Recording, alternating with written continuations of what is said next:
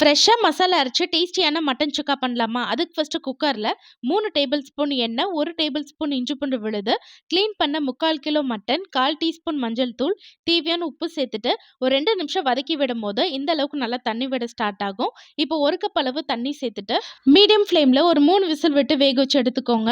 இப்போ சுக்கா மசாலா ரெடி பண்ணுறதுக்கு 1 ஸ்பூன் மல்லி, 1/2 ஸ்பூன் மிளகு, 1/2 ஸ்பூன் சீரகம், 1/2 ஸ்பூன் சோம்பு, 2 சின்ன துண்டு பட்டை, 5 கிராம்பு, 1 ஏலக்காய், 2 காஞ்ச மிளகாய் சேர்த்துட்டு 1 நிமிஷம் லைட்டாக ஃப்ரை பண்ணிவிட்டு பவுடர் பண்ணிக்கோங்க. அடுத்து ஒரு வானலில் 3 டேபிள் ஸ்பூன் எண்ணெய், 1/2 டீஸ்பூன் சோம்பு, 1 கப் சின்ன வெங்காயம், கொஞ்சமாக கறிவேப்பிலை, 1 டேபிள் ஸ்பூன் இஞ்சி பூண்டு விழுது சேர்த்துட்டு பச்சை வாசனை போக நல்லா வதங்கினோடனே வேக வச்ச மட்டனை தண்ணி கூட சேர்த்துக்கலாம். இது கூடவே அரைச்ச சுக்கா மசாலா, 1/2 டீஸ்பூன் தனி மிளகாய் தூள், உப்பு டேஸ்ட் பார்த்துட்டு வேணும்னா சேர்த்துக்கோங்க.